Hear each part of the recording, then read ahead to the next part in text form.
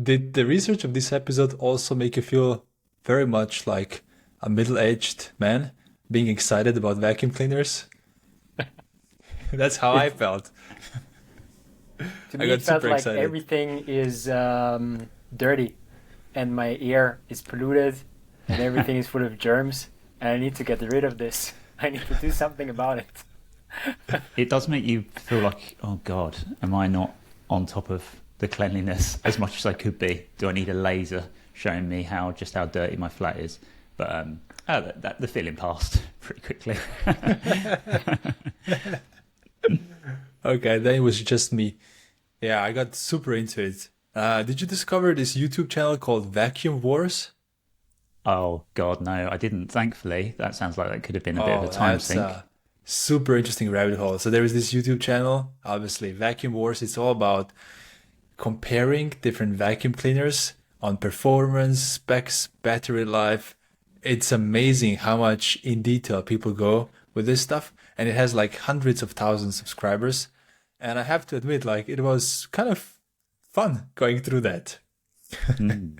I tell you what's wild: vacuum cleaner Reddit.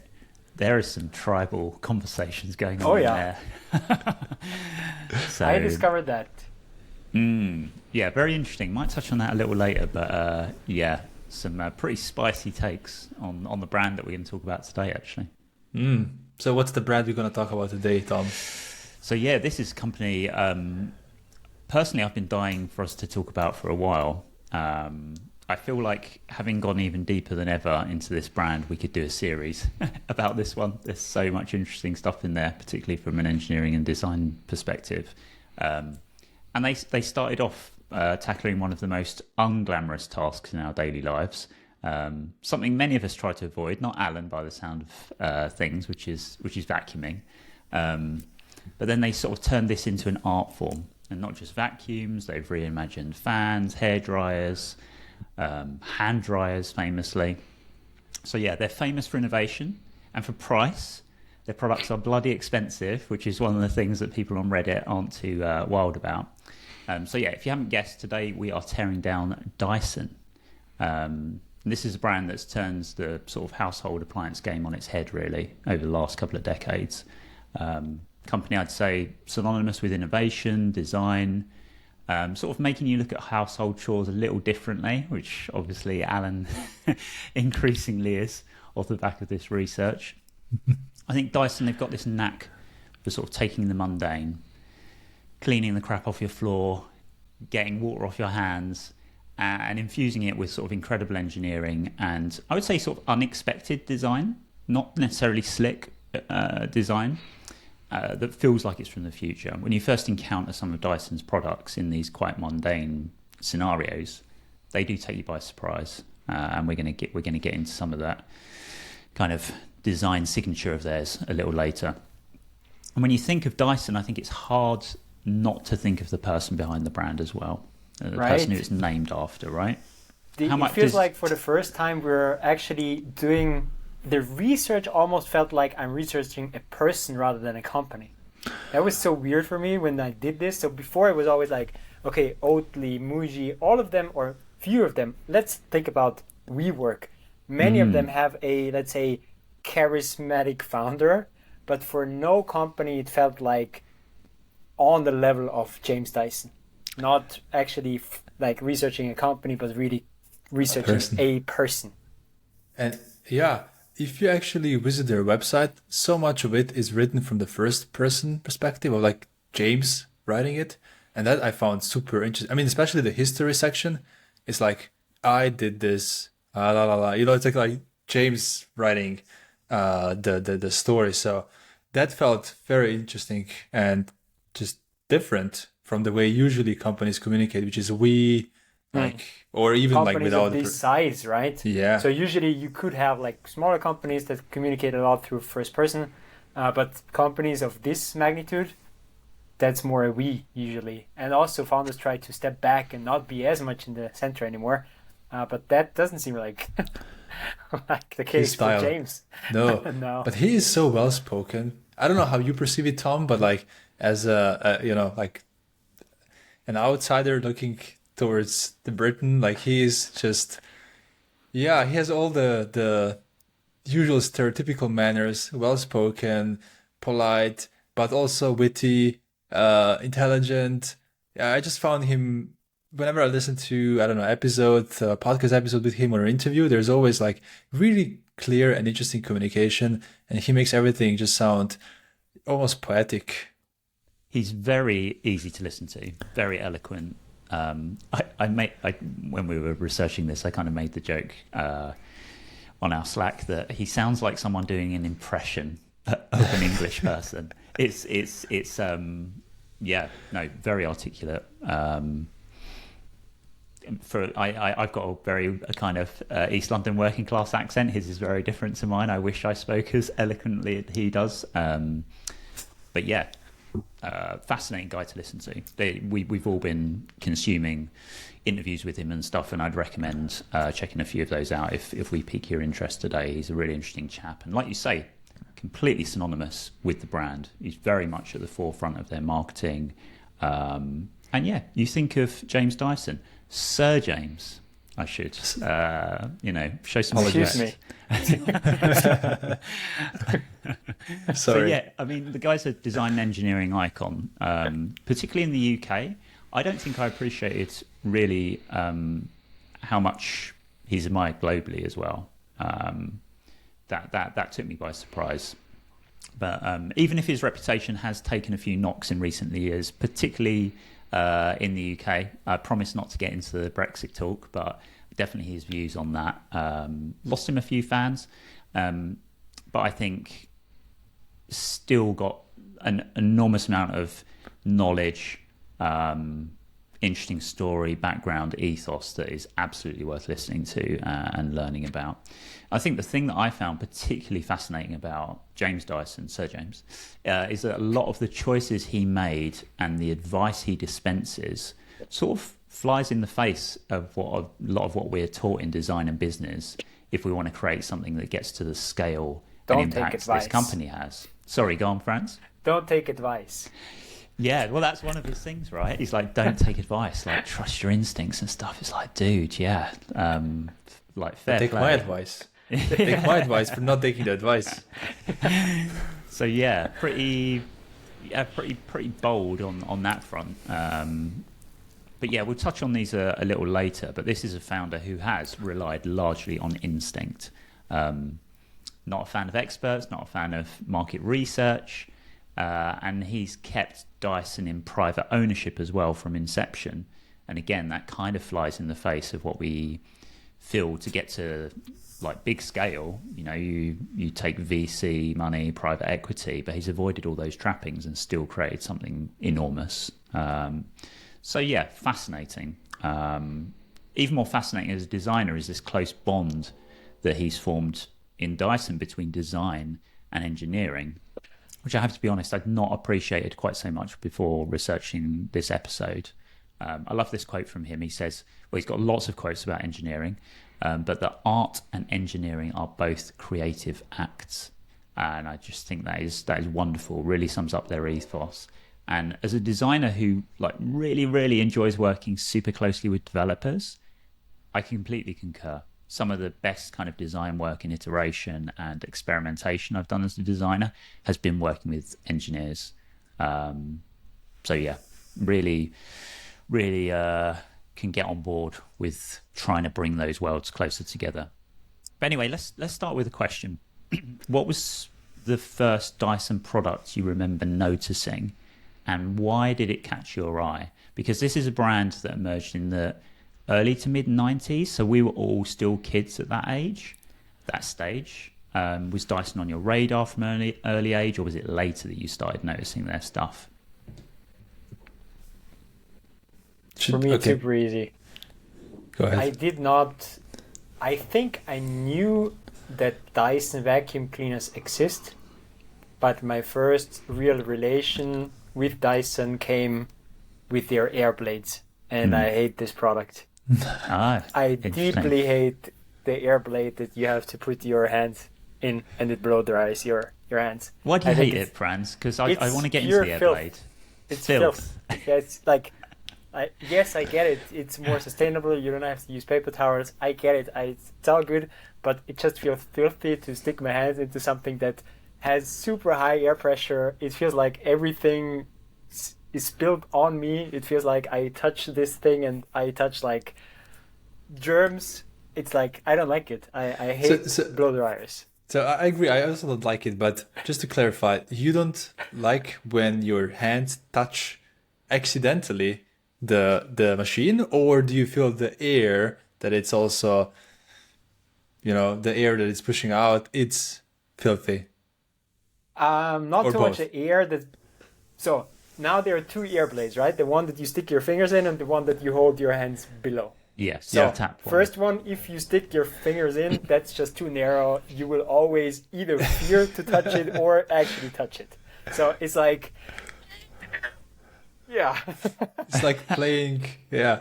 Yeah, this doctor's game, right? This Yeah. children's game where you need to put organs out of a box. Operation. And are not operation, exactly, and you're not allowed to touch the borders of that. So that's how it feels like putting my hands into an air blade of the old generation, and now there's the new generation where you just put your hands below, and then it feels like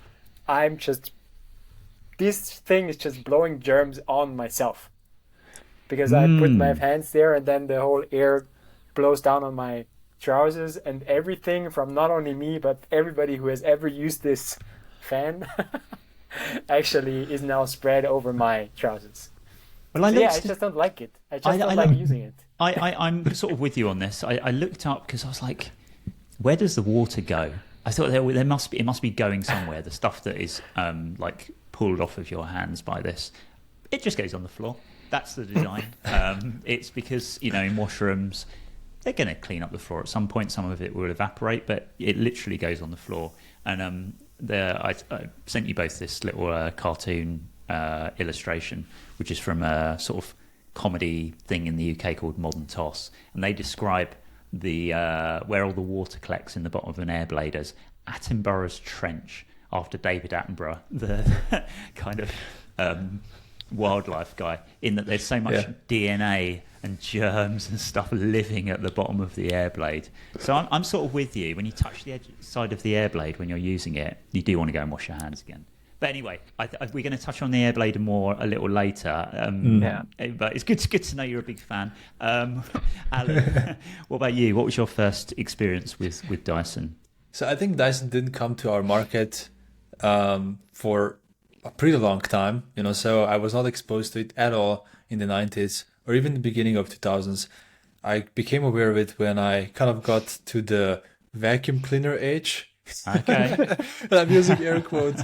So vacuum cleaner age being, I don't know, like you moving to your own 18, 19, 20, then like you buy the first crappy vacuum cleaner, doesn't work, you need to have the cord. And I just hate these things. So I like my sister's husband, he was into Dyson and into vacuum cleaners. So he did the first demonstration of how it works. Sounds like a lot of fun.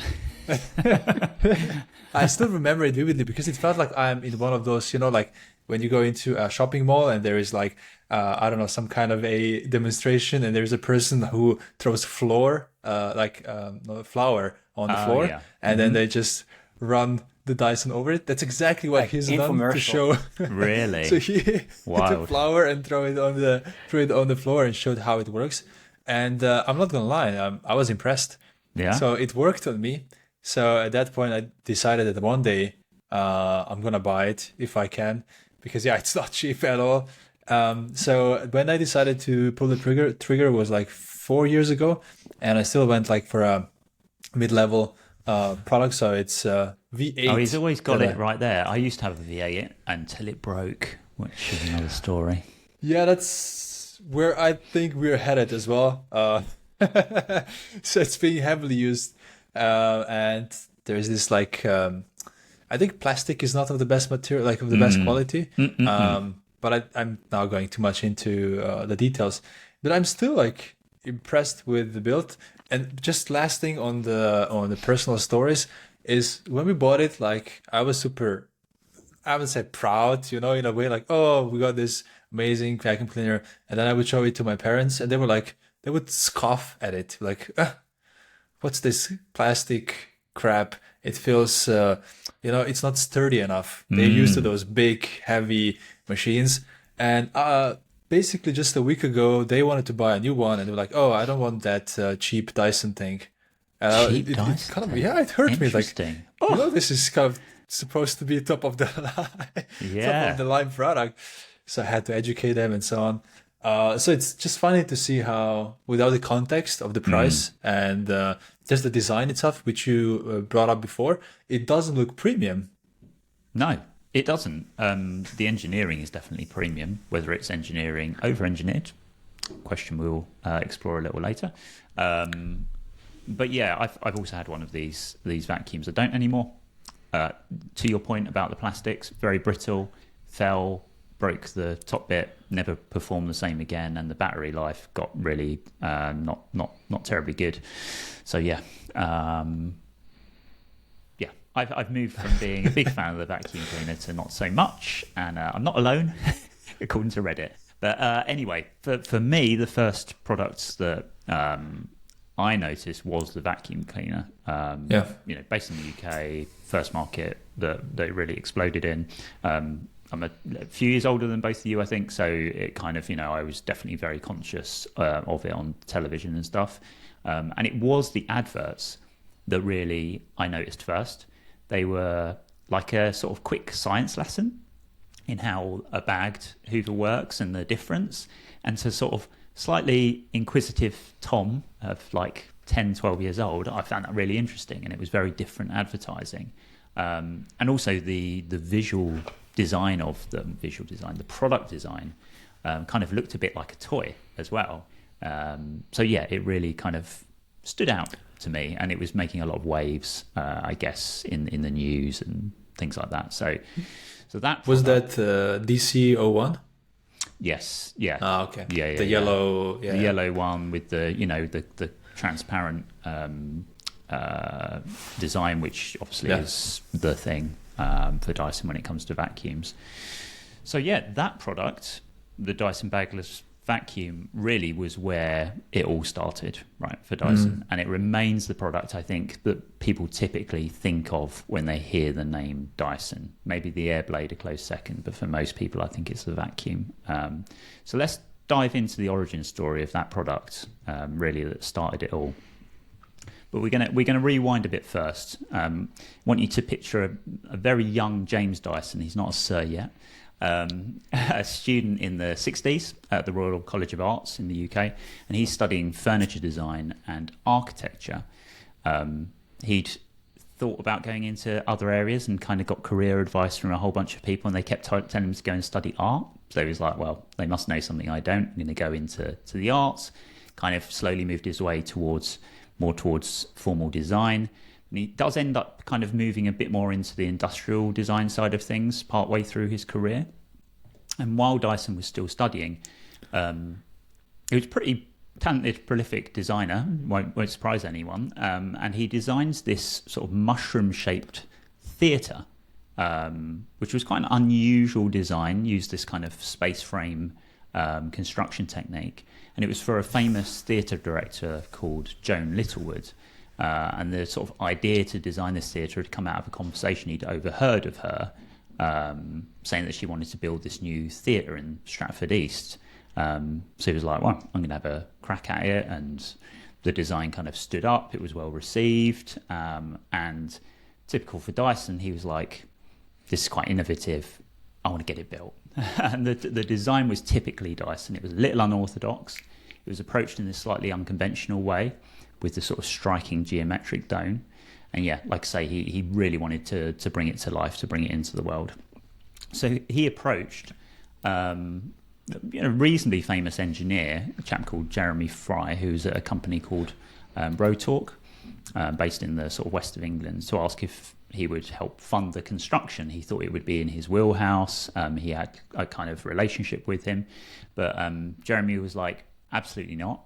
not going to give you the money for the theatre. But instead, weirdly, this is like such a strange kind of move in this whole story. He commissioned a very young Dyson, who was still a student, to help him with design at his company. This was like a 20-year-old guy still learning the ropes. So it was quite an unexpected offer, especially since he was so inexperienced. And I think this leap of faith really stuck with Dyson. And he's sort of taken this approach into his own hiring practice. I don't know if you saw this, but Dyson took on a lot of graduates, lots of learning on the job at Dyson, making mistakes, asking naive questions. Did you sort of pick up on that in your own research? I saw some job posts that stated you can have a maximum of 2 years of experience. Wow, maximum.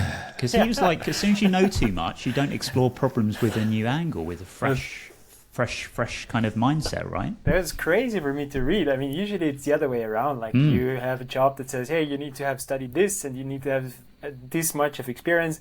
But this is more like, no, you can have a maximum of 2 years of experience. Otherwise, not interesting for us anymore. Yeah, it was quite. I really like that approach, and they've built out a kind of graduate scheme now. We might talk about a little later, but yeah, really admire that kind of faith that Fry put in Dyson, and Dyson now puts in his teams. So yeah. So anyway, James Dyson, he ended up working with Fry on several projects. Probably one of the more high profile was this high-speed landing craft that Fry had invented, but he needed someone to design and engineer a prototype. So that was kind of the first big project that Dyson got involved in that would go on to be a commercial success, and kind of gave him his first foray into the business side of designing and launching a product. But again, he was designing a boat. He had zero experience in it, but he was very adaptable and had a boss who put enormous trust in his abilities. And I think he's carried a lot of that ethos through. So he'd eventually, after graduating, end up joining that company, helped sell the boat that he'd helped design, and learned a lot of lessons about sales, licensing and demand, which we are definitely going to talk about when it comes to the vacuum cleaner a little later. But all this early work combined this interest in design with practical engineering. He was from a design background, got this close relationship with an engineer, and really started to see the power of combining those. Post that work on the landing boat, his first sort of notable solo invention was something called the wheelbarrow. In 1974. Have either of you seen this? You must have come across it in your research. Yeah. What do you think? I'm looking forward to you try to explain what it is, because it's so hard to describe in words. I had to really just look it up. I think it looks funny, and I understand why it wasn't a commercial success, but I also see why it kind of did work functionally. It was everywhere when I was a kid. So you can count it Really? before Franz? Yeah. Really? Yeah, I mean, it was massive. It ended up taking 50% of the market, but it was just not. It was not commercially successful. It was not commercially successful. So yeah, didn't make it to Austria and Slovenia then. No. You're missing out. Clearly, yeah. No, when you see it, it looks like a toy almost. It does look like a toy. Exactly. That's where I was going to go next, because I remember from my childhood, it had this. So if you imagine a normal wheelbarrow, I'm sure most of our listeners are familiar with a wheelbarrow, but instead of the sort of narrow tyre wheel at the front, like a conventional wheel that you might see on a small car or a cart or something, it had a giant orange plastic ball. It's like a basketball. Like a big basketball or something. And this was a really innovative take on the traditional wheelbarrow. It sort of replaced the wheel with this ball that would make it more stable and easy to maneuver. And this was really so Dyson-esque, right? Like, he was renovating his house, using a lot of wheelbarrows and getting stuck in the mud, concrete getting stuck to them, kids would injure themselves on them. He was seeing a problem. He was like, there's got to be a better way. But yeah, sadly, it was never profitable, even though it took up like 50% of the market at one point. He says now that he just didn't charge enough, and did have a major setback when his own sales manager in the company took the idea and sold it to a competitor. And I think this experience with the wheelbarrow was one of Dyson's first lessons in the importance he personally places on patent protection. It's definitely one that's influenced his later business strategies, including the vacuum cleaner. Going back to the vacuum cleaner, that's, like I said, definitely the product that Dyson's most famous for, or floor care, as they call it now, because there's so many products in that category. So we've looked a bit about the origin story of James Dyson.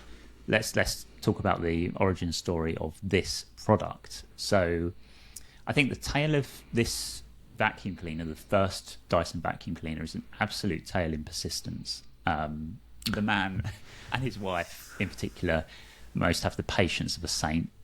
She deserves an award as well.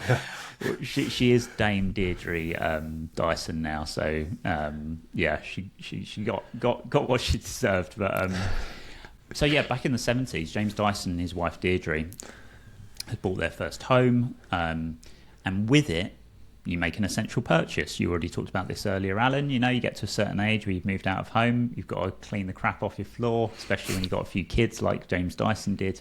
So he went and bought what he was marketed as being the most powerful vacuum cleaner on the market, right? And it was traditional upright machine with a big bag, sucks up the rubbish, puts it in the bag.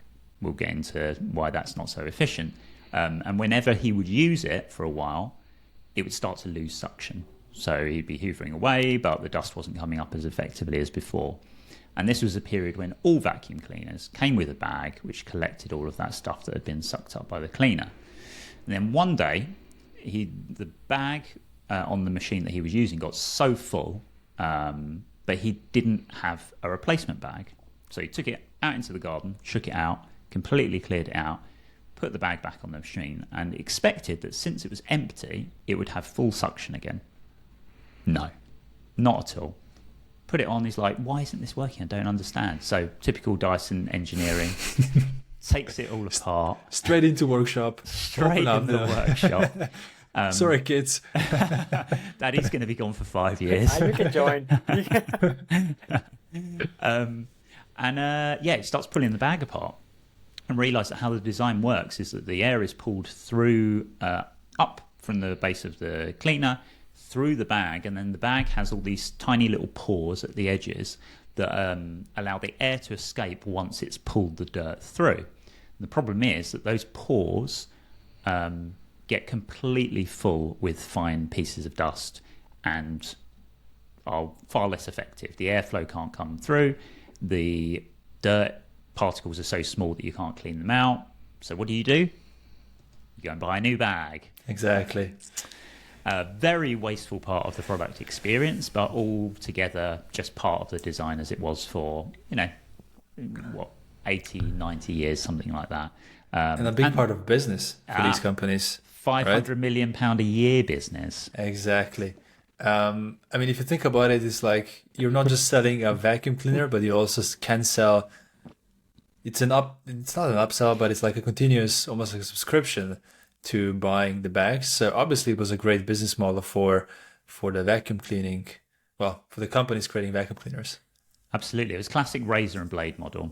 All right, with the companies that sold the razor, the Hoover, the vacuum cleaner, just want to keep selling you bags, right? With very little incentive for change. So, we're going to talk a bit about that a little bit later. So, but like any visionary, he sees it's not just a problem, but a challenge. And this is where the Dyson journey, where he spends most of the next few years in his shed, begins. Because he thought there must be a better way.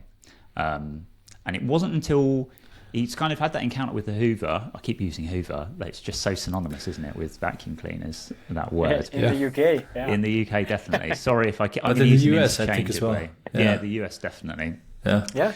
So he spotted this problem with the vacuum. But it wasn't really until he started working on the ball barrow that he saw a better way that the vacuum cleaner could work. So part of the construction process for the ball barrow was powder coating the barrow's frames in a workshop, and there'd be dust and powder flying everywhere, causing a mess in the factory, and they had to clean it all up by hand. Not a very pleasant job, not a very pleasant place to be working.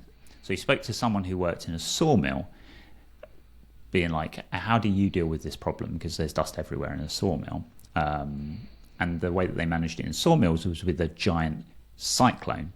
So this was like a 30-foot tall sort of cone-shaped thing running above the factory floor. You'd kind of see it poking out the top of the building where the sawmill is. And I am not an expert in cyclone dynamics, so I'm not going to try and explain it in detail. But basically, you turn the cyclone on, and it kind of high velocity sucks sawdust up into this cone with this giant cyclone effect, which is kind of swirling the air around and pushing the dust to the sides and pulling it up. The air kind of escapes, and you've separated the air and the dust by pulling it up, and it leaves this kind of clean space below and captures all of the sawdust above. That is some basic stuff. If you really want to find out more, Google, cyclone physics. So yeah, he was like, going to get this into the workshop, but also thought this could be the answer to the vacuum cleaner issue. So he decided to go home and use an approach that Dyson use all the time now, which was build a cardboard prototype. Obviously much, much smaller, not 30 feet, more like 30 inches, 30 centimeters, which he attached to this crappy old vacuum cleaner with the bag, and it worked. Didn't work amazingly, but it worked. And he knew he was onto something. He thought this could become the next big thing. He really, truly felt like he'd landed on something important, not just from an engineering perspective, but from a waste perspective, right? All these bags that people are going through, it's something he'd drive out.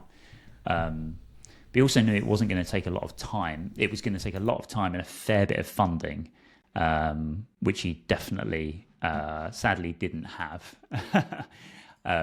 So who should he end up going back to? But our friend, Mr. Fry, the engineer who'd put all that trust in him all those years ago. So, went back to Stephen Fry. Stephen Fry. Stephen Fry wasn't involved in this story. Jeremy Fry. And unlike the theatre, which he'd rejected all those years ago, he was like, you are definitely onto something here. So Jeremy Fry put in, I think, 49% of the funding to get things off the ground, and Dyson funded the other 51%. That gave them, I think, like £60,000, something like that, to get things moving. And you would think this was one of the best investments ever in the business world. But you would. There's another part of this story. Yeah. There is a twist in the tail. But yeah, with the help of Fry's funding, Dyson begins this sort of 5-year odyssey of innovation tucked away in that backyard shed. And it's here that the Dyson cyclonic technology is born, right? After an incredible 5,000 failed prototypes and an awful lot of debt. And each time iterating a little bit to learn what difference that had made. 5,000 prototypes. So after years and years of hard work and persistence, he manages to finally create the first version of that bagless vacuum cleaner that can be mass produced with this very unique, transparent design that the brand is now famous for. So we're going to get into the twists and turns of Dyson bringing that first production-ready vacuum to market with all its unique marketing and design features in a bit. But it's this sort of design and functionality interplay that has been so key for Dyson over the years. It's the design approach that's one of the reasons I think they're so interesting for designers. So before we get into the story of how Dyson's first vacuum cleaner sort of came to market, I do want to go a little deeper, just briefly, into the design ethos of the company. Because I think there are things in there that make them a fascinating business for designers to dive into. Alen, you mentioned, though, the investment piece. I don't know. Are you going to touch on that, Franz? Otherwise, we should definitely talk a little bit about that. I'm going to bring it up later, what happened with Fry's investments. Yeah. Because fair play. They parted on very good terms, but missed out on a bit of bag there. For me, as a designer, there's a few areas that I think are super fascinating about Dyson. First of those is this completely problem-solving design approach. Dyson always starts with a problem that consumers actually face rather than kind of making incremental improvements to something that's already out there. And it's this kind of start again, completely fresh thinking, sort of first principles approach that ensures that the design that comes out the other end has a really clear purpose and addresses some real frustrations. So it's like, okay, this product's been around for a long time, but it's far from perfect. You know, what if we approached it completely differently with design and engineering? So I think that kind of bravery and that kind of there must be a better way, just because it's been done the same way for 100 years doesn't mean that's right, is very inspiring. And as a designer who likes to unpick problems and has ambitions to work on, you know, very big problems in the world, I think Dyson gives us a little window into what that bravery can result in. It's very inspiring. I mean, the whole story and just the bravery they have going into so many different product categories. It is, I mean, I was definitely inspired doing the research for this one. Same. Absolutely. It's made me rethink my life, my cleanliness, my household appliances. The other thing that really gave me encouragement is, so my second thing that I really admire from a design perspective is the engineering-driven side of it, the sort of engineering-driven innovation. A lot of companies treat design and engineering as very separate processes, right? And they might hide away some really interesting engineering behind a really simple facade. But Dyson integrates design and engineering really interestingly from a product perspective, what you see at the end, but also from a process perspective. So engineers are encouraged to be designers and vice versa. They sort of blur the lines between the roles, but also between form and function. I think this leads to products that aren't just aesthetically quite pleasing, but are technically superior, because you're not trying to make some engineering fit a very like minimal design. It's like, well, if that's how it's got to be shaped or how the parts have got to be placed in order for this to be a superior product, fine, we'll lean into that and that'll be part of our aesthetic. So yeah, find that really interesting. I think Dyson products really show out for kind of exposing their parts, which as it were, which I'll touch on a little bit more in another one of the points that I think is really interesting. The next one is this approach of prototyping and iteration.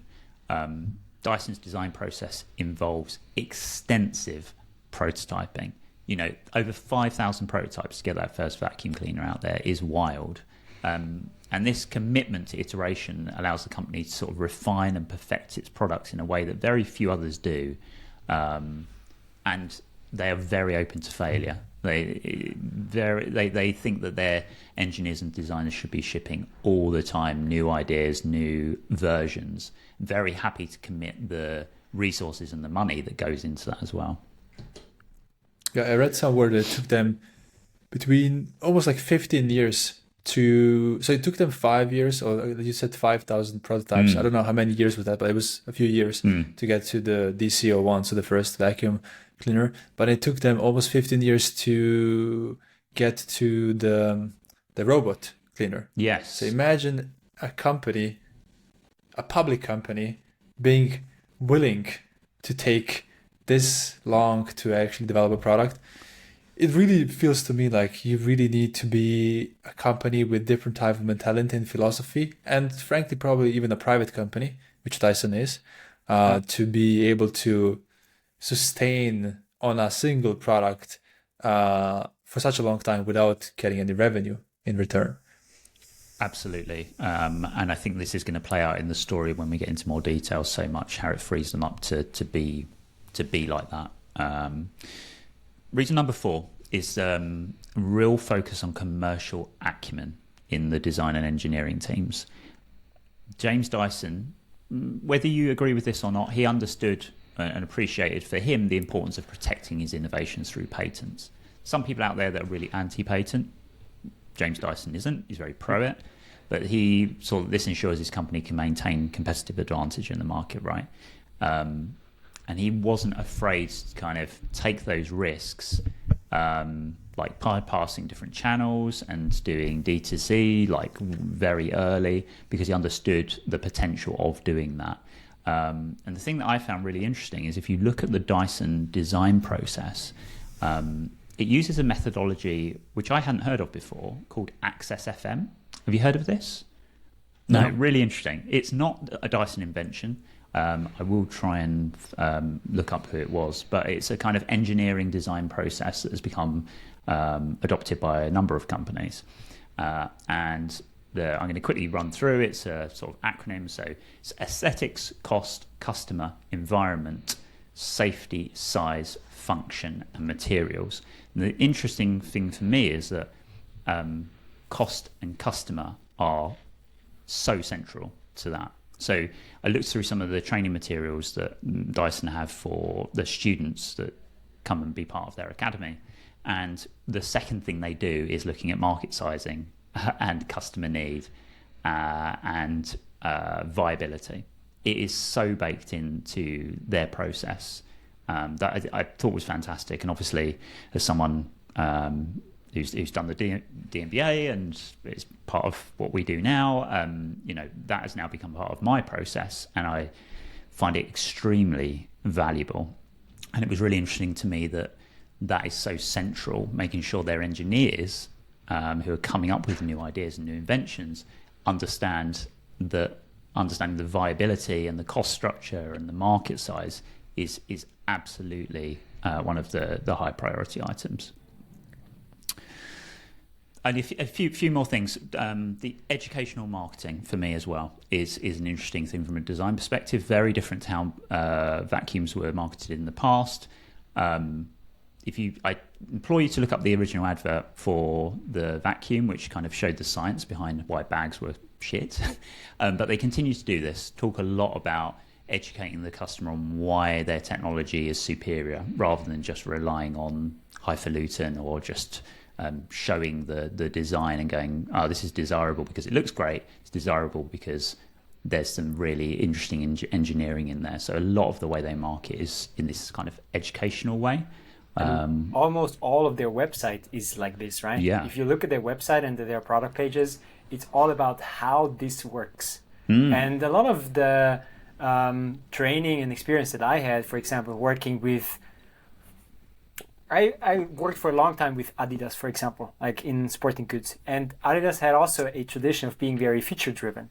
So there was a time when I worked there where the whole company tried to shift their marketing and storytelling from, hey, this is the feature of this product and this is what it does, to, hey, this is the story behind this. This is what it kind of makes you become when you have this product. And that's basically where most of the market shifted, right? So you don't talk about features. Nobody cares about features. That's what many people tell you when you talk about marketing. But here it's really a lot about features, but still about value. I'm not saying that they only talk about features, but still about value. But the whole thing feels like education. The whole website feels like education. But it goes along with their design, because if we look at this thing, so it wasn't designed to be just like minimalist and beautiful. It is designed to look out of this world in a way, futuristic. And I think it goes together with like this kind of marketing, this is technologically more advanced than other stuff on the market. And that's what we're selling. It is this idea of we are feature-wise so much ahead of everyone else that we can afford to do this kind of marketing. Because as you said, Franz, most of the other companies went into like either they're selling a status symbol, that's why you see certain vacuum cleaners and other household appliances just having a very slick, minimal, black and white design, because like it's more about me owning this thing than about what this thing does.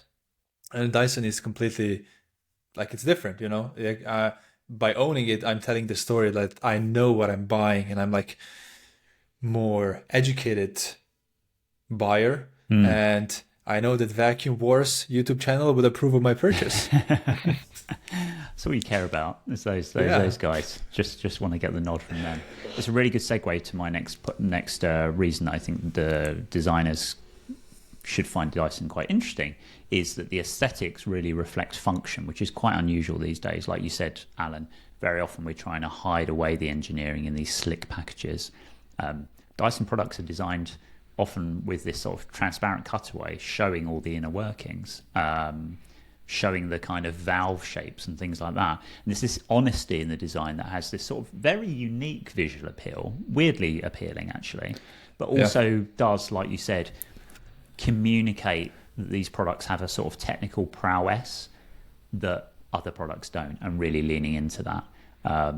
The original, well, I think the Hoovers are like reminiscent of like the Pompidou Centre in Paris, which is this art museum where all of the sort of ducting and all of the air conditioning and everything is kind of a feature on the outside of the building. It really kind of looks a bit like that. It's sort of leaning into the engineering and making it something desirable. And I think that is quite unusual. They sort of tone it down a bit for certain products like the hair dryers, but there's still something very Dyson about all of these products. Yeah. Couple more things. One is sustainable design, which I think is a controversial one when it comes to Dyson, to be honest with you. They say, at least, and I think there is some truth in this, that their products are designed to be long lasting and sustainable, and sustainability coming more from using less electricity, being cheaper to produce over time, like innovating, and obviously the original version of something being quite expensive, but then you can get incredible technology through scale at a cheaper price. But yeah, I think the sustainability bit definitely is a little controversial. But yeah, usually around energy and making these things long lasting is where the company has tried to position itself, but that's not always worked out. I think that's one that maybe we should dig into a little more a bit later. Final one for me that's fascinating is this sort of market creation. Dyson has been known not just to sort of enter a market, but to create these entirely new categories of products. The Airblade, for example, completely redefined like restroom equipment, right? No one was kind of taking that approach to cleaning water off your hands, much as it annoys the likes of Franz and I. It demonstrates the potential of designers not starting with the how things are done and trying to improve it, but starting from scratch, going like, what's a better way? And they have this very sort of holistic approach. It's not just about the creation of the product, it's the protection of the product, the marketing, and the eventual market placement, which all kind of comes together in a really fascinating way. So yeah, there's this sort of combination of design, engineering, commercial strategy that's enabled Dyson to not just launch products, but like create these categories, which I think is, again, really interesting and inspiring. So yeah, I was going to kind of wrap up with asking you both if you remember the first time you used an Airblade, but we've all already kind of gone into that. But the thing that I think is interesting about the Airblade is you still watch people use it. Maybe Franz is doing this, and they sort of put their hands into it and they put them in and out really quickly, like they might under a traditional dryer where it's using heat to try and evaporate the water. But what the Airblade's doing, and I have to say I didn't really appreciate this, is it's acting like a squeegee. So the air is like pulling the water off of your hands, and so you need to go really slowly to allow it to have that effect. I did not appreciate that. I have to be honest. Yeah, it doesn't change my mind. Yeah, I still don't appreciate it. I hear you what you're saying, but still not a fan. So yeah, fair enough. Keeps being a no for me. No, but like, I mean, this is a business podcast in a way as well. So I think one of the reasons this innovation really took off, so Dyson Airblade, is also from the perspective of a restaurant owner or a, I don't know, shopping mall owner, of just the place where the Dyson Airblades are being used in the public toilet. You don't need to like carry and think a lot about like these paper towels, which need to be refilled. You need to have someone go there every hour or every, I don't know, half a day and just check, is paper towel still there? Because it's air, like it's much more constant in that way, so you don't have to actually check there. So I understand why it took off from the perspective of the buyers, which in this case are the owners of these places. At the same time, you gotta say that there was air dryers already before. They were just like, it felt like you would like I don't know, they were so bad. But those feel even worse to me. Like those even look filthy. And then Dyson, I never really looked filthy to me. Just felt filthy. They're really noisy. The alternative ones, like the older ones. We've got one in the office I am now in the gents. It's got one of these old alternatives to an Airblade, and it sets off the noise meter on my watch every time. It says, you're in an area of extreme noise, 95 decibels. Don't get exposed to this for very long. Like, it's crazy. And I know that that's one of the things that Dyson's got really good at, is trying to reduce energy use, size of the motor, and noise. So yeah. And we'll be talking about cancelling noise very soon. But now I think it's time to talk about the company history a little bit. Now I think we have already talked about the origin of the actual Hoover, of the actual vacuum cleaner, right? This is where Tom stopped with saying, yeah, we now are at the point that Dyson has his working product. It is ready to be produced, mass produced, but James Dyson doesn't have a company, right? He's looking for a way to make money now. He didn't start with making a company. He started with making a product that works. And the next step for him was obviously finding a viable business model. And the first thing he actually does is trying to sell this product to vacuum cleaner companies. Like, he wants to license it to companies that currently produce and sell vacuum cleaners. And that was actually the plan all along. He actually raised money from Fry and through a bank loan. And the plan was all along to not sell this company, to not create the company and sell and produce this themselves, but actually licensing it to other vacuum cleaner companies. And licensing, just means that one party has the intellectual property, which would be Dyson, like the patents, or could also be a brand and other examples, and the other party pays to use this intellectual property and produce it and sell it. So he pitched to big vacuum cleaning companies like Hoover and the like, and all of them declined. And you already brought up the reason why they declined, because they had a working business model, and their working business model was selling bags. They weren't interested in a better technology because they were making money from selling vacuums and then getting people hooked on their bags, and basically operating this razor and blade business model where you get somebody hooked and then make money off constant repurchases. Like if you had a laser printer currently, you also have to basically buy a printer and then buy the refilling toners, for example. So yeah, they were just not interested in it. And that just reminds us of other companies who had the similar experience, like Kodak, right? Kodak inventing digital photography, but then not introducing it because somebody in the company said, well, but we are earning our money with selling film. Mm-hmm. So how are we going to earn money after we don't have this anymore? And that's a pretty similar story, right? This is was also called the innovator's dilemma, right? You're basically baked into a system that works quite well, so you cannot move out of this. And that was happen also to other vacuum companies, because what we also know now is that Dyson is market leader in a bunch of markets for vacuum cleaners, right? Yeah, the Kodak was the one that instantly came to mind when he was going out and pitching. And he also pitched the wheelbarrow, such an unfortunate name, people as well, right? And they said, if this could be done, one of the big boys would have done it, right? Miele or Hoover or Electrolux, they would have done it already, James, you madman.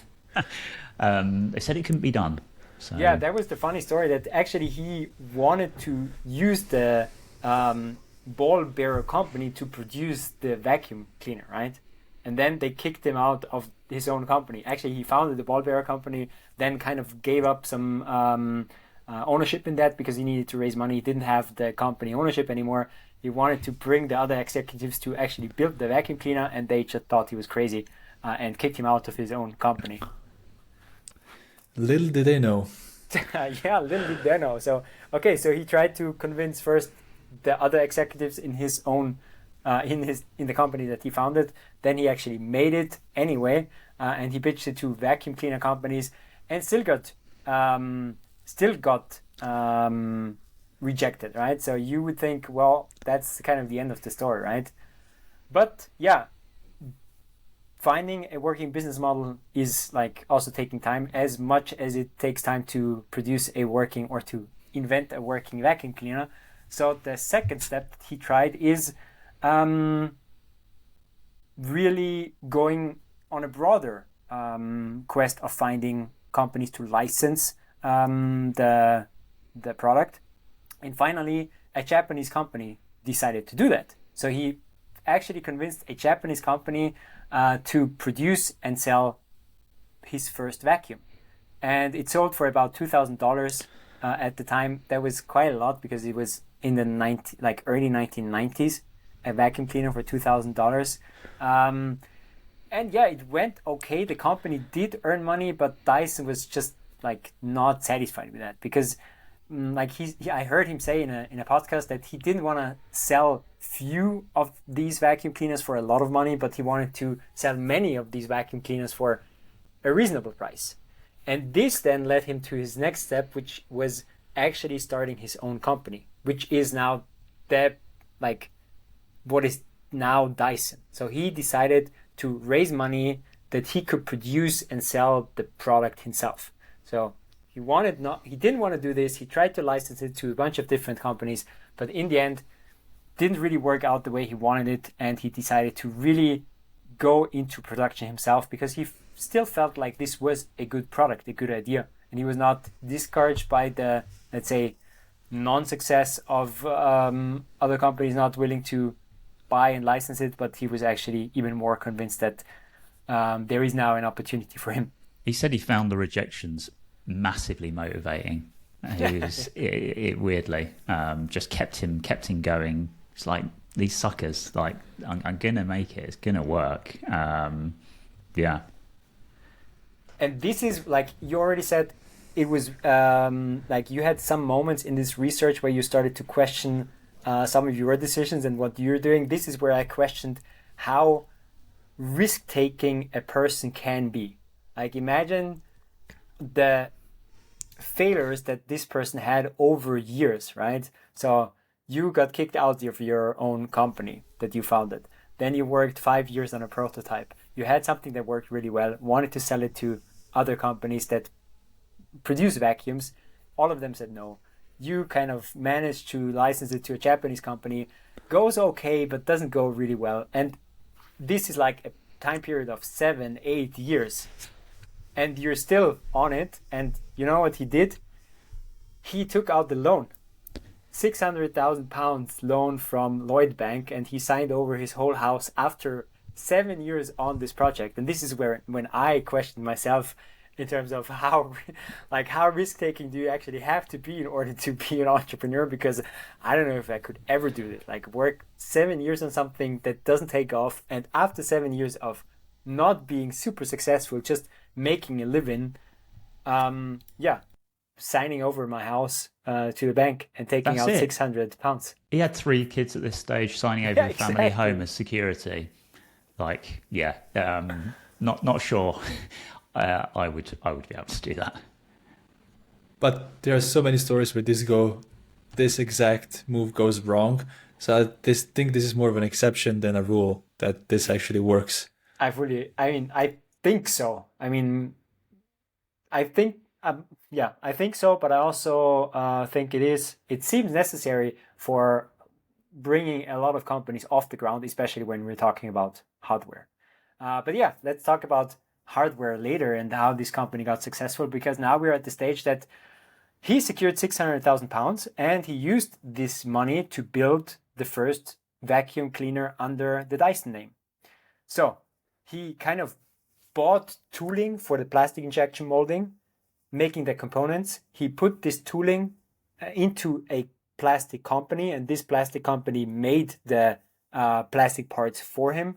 And then he used the other half of the factory that was unused to assemble these vacuums. So literally in another person's company, they produced these first few vacuums, and then he still had to sell them, right? So now the first distribution channel that he was actually able to land was catalog sales. So at the time, there were only two major channels to sell household products. First was department stores. The second one was mail order catalogs. And the first channel that he actually secured to sell was mail order catalogs. And the first 5 to 45 months of sales was done purely through catalogs. And only after that, he was able to land the first department store and sell in department stores. And that was the moment where it took off, right? The department stores. I mean, that was the moment it took off. Actually, the moment it took off is when he was able to afford the first TV advertising. That's how the story. Yeah. That's how the story is told by him. Wasn't it that department store demanded that he runs a TV ad in order for them to sell the Dyson? Yeah, I think that's exactly the deal that it was. He was like, yeah, we will only list it if you have TV ads. He says, well, I am profitable, but I don't have the money for TV ads. So if you buy 10,000 vacuum cleaners off me, I'll put the profit into TV advertising. He put every penny of the profit into TV advertising. And there was John Lewis, really famous brand in the UK department store. So it's like, this could be a game changer. So yeah, every penny of profit from that order into TV. And well, that was actually the point in time, as you said, Alen, where it took off, and we can now fast forward a little bit, because by 1995, Dyson was the number one vacuum sold in the UK. So now just imagine 1991, 1992 product gets to market only in Japan.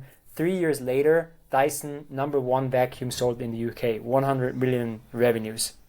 Then company kept focusing on vacuum cleaners, kept improving the product, started to enter new geographic locations. Only in 2002 entered the US. Now we're talking about almost 10 years of improving vacuum cleaners until they go into the US, and then again becoming market leaders by sales volume in 2005. So again, it took them 3 years to take over the vacuum cleaner market in the US. And I know that there are a lot of, we initially started into this podcast saying, well, not really a fan of vacuum cleaners, not really a fan of air blades, not really a fan of this, not really a fan of that. But this is quite impressive, right? Took them 5 years to take over market in the UK, took them 3 years to take over the market in the US, and in between, rigorous focus on improving what they already have, which is a vacuum, because they didn't start diversifying until the early 2000s. And for a product that he was constantly being told didn't have a market, people wouldn't go bagless. It just wild that it had really top and to the right growth, hockey stick almost, in the UK. It's just crazy, and it's one of the reasons I think where he holds this belief, for better or worse, that he's not a fan of market research and he trusts his gut, because every signal coming back to him throughout that period of innovation was, you're barking up the wrong tree. But pretty good tree to be barking up, as it turns out. Yeah, do you know how many units Dyson is selling these days in the UK? So I have a data point for 2021. So there is 67 million people in the UK. There is roughly 28 million households. So you know what percentage of households actually bought a Dyson vacuum cleaner? So not any product, but a Dyson vacuum cleaner in 2021. 42%. No. In Really? 1 year, 2021. In one 12 year. million. Yeah, in 1 year, 2021, 12 million units sold in the UK alone. That was I guess, yeah, that is blown my mind. I did not see that. And given the price point, I'm absolutely flabbergasted. I know that they had a massive spike around COVID where people were saving money on going on holidays and stuff, and your home became more precious, and obviously the cleanliness thing became more of an issue. I don't know if they've carried on with those sales. That has blown my mind, Alan. That's nuts. Right? Like almost half of the households bought a Dyson product, vacuum cleaner in 2021. I couldn't believe it. That's crazy. That's I mean, really they do crazy. offer like part payment, like credit system, which I think for a lot of people probably, I'd love to know how many of those purchases are all like bought cash, or bought outright versus a plan. Because I think for a lot of people, they're an expensive option. But yeah, wow. Yeah. Yeah, and they do hold like a 50% market share in the UK, which is also their biggest market share in any country. Then, by the way, US, it's 25%. So a quarter of the market share. But still leader, right? Yeah, leader in US, leader in UK. Not so sure about Asia. The market share there is between 20 and 40%. But just to put this in perspective, so 20% is good. That doesn't mean bad. 50% is crazy. That's rarely 50% happens. is wild. Yeah, just to give an example. So iPhone has a 20% worldwide market share. Even a little bit less than that. I think 17%. So 20 it's impressive. Super impressive. That's true. Alrighty, this is vacuum chapter. Now we're getting into the next chapter, which is diversification. Because in the early 2000s, Dyson started to enter a whole lot of other markets. And the first step was in the year 2000, and I was completely surprised by that. Washing machines. Did you know that? I mean, I think you knew that, right, Tom, but Alan? I didn't. No. And I saw the picture. I was like, that's a Dyson washing machine. The colors, the look of it. And I was like, before I even read the whole thing to the end, I was like, oh, where can I buy it? It looks great. But I guess you're gonna tell the story. What about why you, it's Tom? not. Like, was this a thing back It in was- the days? Yeah, and you know what? I hadn't really thought about it until researching this. You're going to tell us how this one ended, which I might be hinting at, but not really been around so much since it launched. But yeah, it was a pretty big launch at the time, and because it was quite innovative, right, Franz? Yeah, I mean, it had innovative. I don't know in this case. I mean, if you look at it, if you think about it, yes, it is different again. It had two drums rotating in opposite direction. So it was supposed to do cleaning, more thorough washing. And also shorter time spans. That was one of the really critical things, was because I of didn't the know that. agitation, it could clean much, much faster, particularly like delicate things. So stuff like cashmere, apparently, the reason that it shrinks in a wash is because of the amount of time it's immersed in water. Whereas the Dyson could do a very quick cold wash through the fact it had these two drums moving opposite directions in a big drum. It could agitate a lot more than a normal washing machine. So you could wash delicates, you could wash at half the time at lower temperatures because of that technology. So the sustainability angle was definitely in play there. But yeah, I mean, it seems very basic, like as an innovation, but it was. I mean, sounds good, but still discontinued in 2005 because apparently too expensive to make and also apparently too little upside for users to invest this much more money than it actually cost. So yeah, that was the start. In 2000, first diversification move was the washing machine. Then 2006, our all beloved Airblade hand dryer, which for me, thinking about it, is a super interesting step. Because you remember the biggest challenge for Dyson was finding a channel to sell it. And we also talked about the sales channel and finding actually the right channel for distribution for the products that you have as being the biggest challenge. And we talked about this in earlier episodes. Airblade is a B2B product. So what they had nailed in the last like 10, 15 years was selling to consumers. In the meantime, they also already started the direct-to-consumer sales. They had own brand stores, one of the first ones to sell online, one of the first ones to have refurbed products, one of the first ones to have financing directly on their website. And what do? You throw this out of the window and go into a B2B market. I mean, this is a crazy move, that your next product after vacuum cleaners and washing machines is something that is sold completely different than what you have in your current company. So that was an interesting step for me and was not logical. But I'll talk about the logic behind all of this diversification later. B2B product, Airblade in 2006, then 2009, bladeless fans and air purifiers, again a B2C product. What else? What next? Hair care products, hair dryers without the blade, curling irons without an iron. So all of this like Dyson ways of doing stuff. 2018, lightning.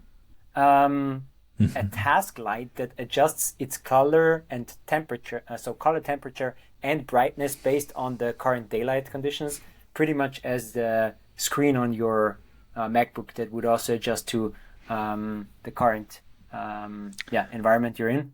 That one has a really cool design. I really love to look at that lamp. I really wanted it. At that time, it costed like, I think, $1,200 or euros. Now it's much cheaper. I think it's not going that well. That's like the sales of the lamp. Maybe just they're discontinuing it or whatever. But I saw it for $600 just today. But it's a really, I mean, it's one of those innovations where it's a really Dyson type of innovation. They take a product category that kind of feels sleepy. All the companies in that space have fallen asleep. Like, they're basically producing the same thing over and over again, like hair dryers, table lamps, vacuum cleaners. It's not like high tech that people are super excited about to get the highest and the best product. But Dyson is just like, no, this can be done better. And the table lamp for me is like, yeah, it's a really great example of the way they're thinking, the way the company is thinking. But with the table lamp, it's the one where I don't see that much connection to their technology with other products. Like, because when we talk about Dyson Airblade, the hair products, the vacuum cleaner, it's always somehow connected to air technology, to manipulating air. And this one felt a little bit step into a different direction, which is probably where you had it now with your diversification level 2, right? I mean, in a way it is. So, let's talk about this right away, as we are already on it. That's what I thought in the very beginning, that washing machine wasn't successful because it wasn't air. And also, this light was weird because it wasn't air. So I thought, okay, their common denominator was air. But then I listened to an interview with James Dyson, Dyson and his son Jake. I think Jake. Jake Dyson. And there I understood that their approach to entering new markets is purely riding technology transfer. So really focusing on perfecting one technology and then trying to think of where else could you use this. And yes, air is definitely one of them. How do you actually control the flow of air? But when you think of this further, it's also electric motors, something that turns very fast. Batteries. So that's batteries. That's why the washing machine actually makes sense, because Cyclone is actually an electric motor that accelerates air. So one of the core technology competences is electric motors of Dyson. And I think light makes sense because they spent 15 or I think even 20 years on creating the vacuum cleaner robot. This vacuum cleaner robot took so long because they bet on sensor technology. They were like, no, we don't want to have a robot that just hits things and then just turns around. No, we need a sensor this sensor needs to see the room, this sensor needs to make the robot stop before it hits something. So here I think it's sensor technology, and then they use sensor technology to go into lighting. That's not what I read, but I think that's the whole idea behind technology transfer. Like, you have something, you're obsessed about innovation, you're obsessed about making something that other people just make good enough for the product. Actually, you overdo it. Maybe you don't need all this technology in a simple vacuum cleaner, but you do it, and then you think of ways to apply this technology to other areas. And I think this is one of the core strategies that Dyson uses when they think of entering new areas. So either they think they can learn something there that's useful for a lot of other areas, or they have something that they already are perfect in, and then they try to transfer it to other areas. So yeah, I think that makes sense, and I think this is all basically all these steps follow this logic until we got something where they basically maybe overshoot their ambitions, which was the electric car. So 2019, they wanted to go into electric car. Took them 5 years, took them like 500 million basically to do it, and then they canceled the product. Again, I think it's a super brave decision. So imagine you invest all of this money just to say, well, we have an almost ready prototype. It was almost ready because they showed the prototype half a year after they announced that they would not launch the product. So you're almost done with your prototype, but still you discontinue it.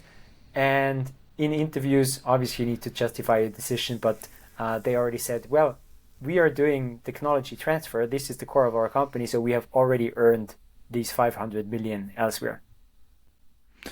And did they explain what went wrong? Why did they abandon this project? I only heard financial viability. Such a product is not financially viable. They couldn't afford to.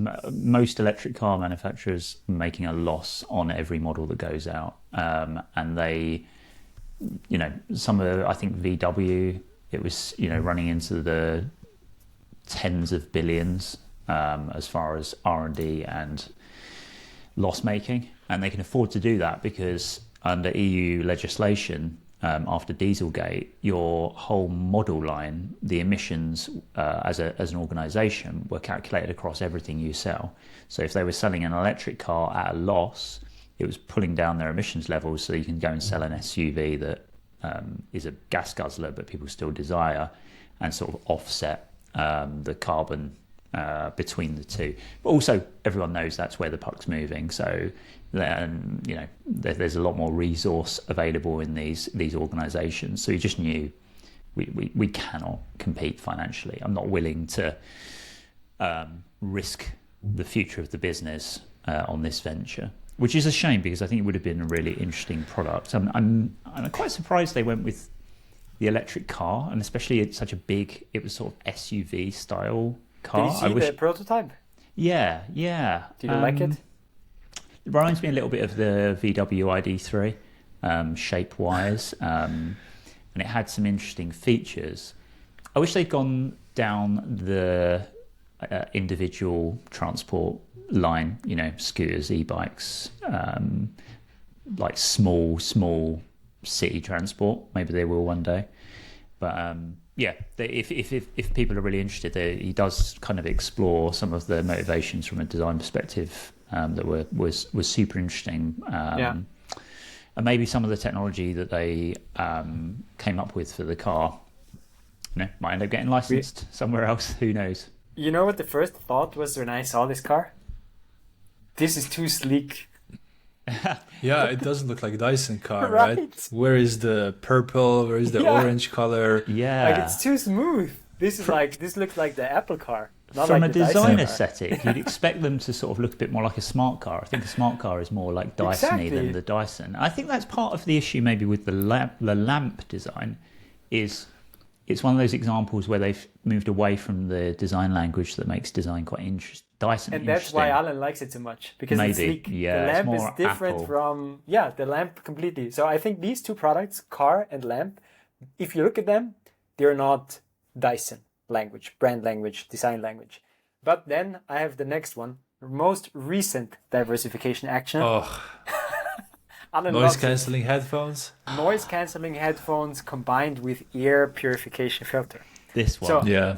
I saw a quote that someone said who was reviewing it saying, I needed to check it wasn't April the 1st, April Fool's Day, because this product is wild. Yeah. I saw like a picture of it, and I was then looking for it on the website. And I didn't see it on the website, and that's because, so everybody, when they talk about it, they talk about this air purification stuff, right? It's like a mask. It looks like a robot mask. If I would have to describe it, it looks like a robot mask. That is not super villain robot mask. That is more like a clown robot mask, because it has like a purple ball in the in the front. So weird. Okay, so I tried to look at it, look for it on the website, but there is no. It is not under air purifying. It is actually under noise cancellation, because it's actually not sold as this what everybody rants about. The core of this whole product is a noise cancellation headphone. And here, I gotta say, it makes so much sense again, right? They found a way, I had a look at this, they found a way again to use the technology that they have in a product and make this product superior. So apparently this noise cancellation functionality is just so much better than everything that ever existed. But then what they did is putting an adapter on the noise cancellation headphones, so you can add this mask and click it on the headphones, and these headphones would actually produce this airflow, and this would then be filtered with the thing that you have in front of your mouth. I don't know. It's a no from me. Yeah, it looks weird. And I don't know, maybe they were targeting the Asian market with it, with big cities with more pollution and so on. But still, I can't imagine anyone wearing it with a straight face on like a metro. It just looks so odd. So odd. As always with Dyson, they might, number one, if you'd taken that to a board of investors, they would have laughed you off and gone, no way. This definitely feels like a James Dyson thing, right? Got the money to invest, I want to do this, fine. May well be years ahead as well, because, with pollution being what it is, I think the Asian market is definitely where they saw this being targeted more, that perhaps there is a market for it. I have issues with the headphones. I think that I can't imagine walking around with headphones with Dyson printed on the side, which is what they look like. I think if they didn't have Dyson on, it's just like, that's a Hoover manufacturer, which I love, right? I love Dyson as a company, but I don't know, like it just doesn't feel right. I can imagine people being a little embarrassed, but that's all from me. Like I might be projecting there.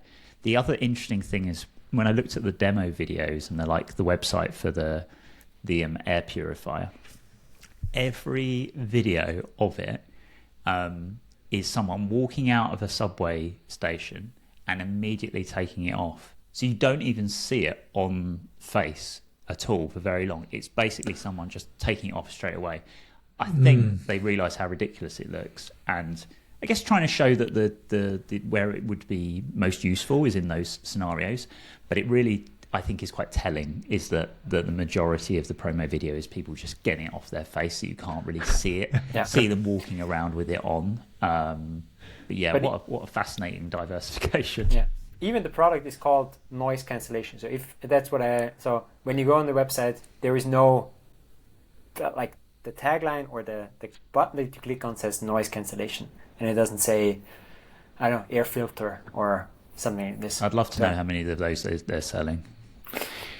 Not many, I think. Well, from a business perspective, I think it's still an interesting idea, because still an interesting move, because of exactly what you said, Tom. this is their first product that is a wearable out of home. So as weird as it was to actually move from B2C to B2B with the Airblade, as big of a move is also this, going from being a company that is used in your household to being a company that is used outside.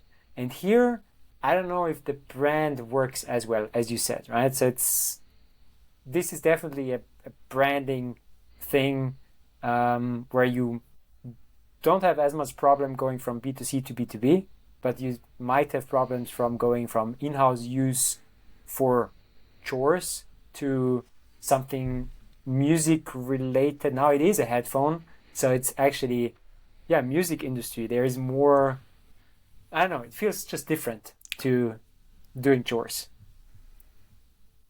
Yeah, it's not just what we talked before, which is Dyson's image and brand reputation is built on this is superior technology. It works utility. better. Yeah, but when you go into wearables, it becomes much more of a status game, like projecting who I am. Style. And style as well.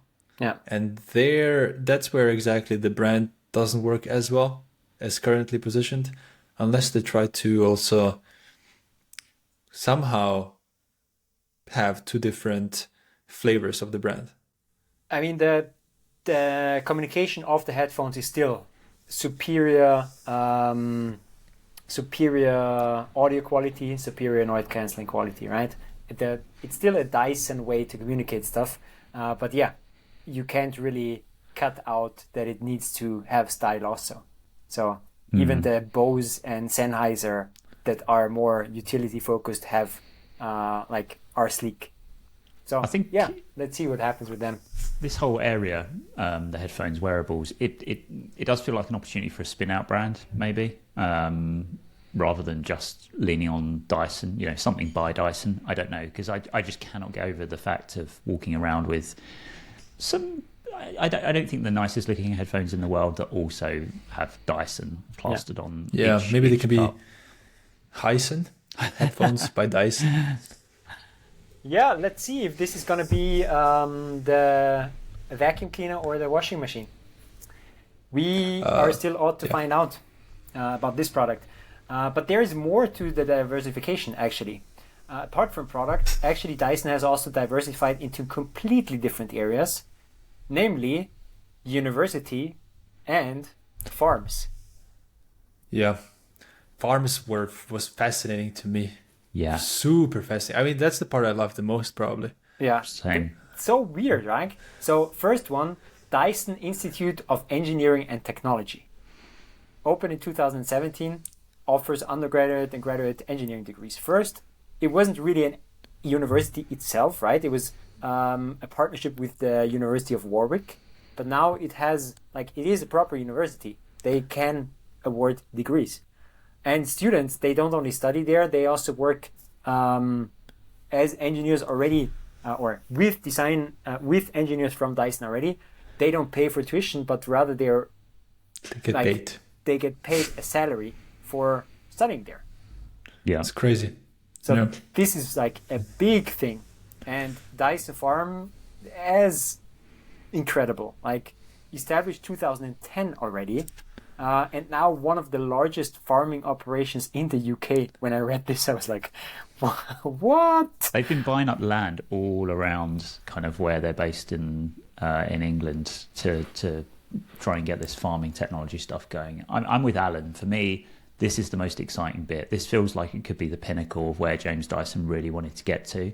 And this for me is a lesson in,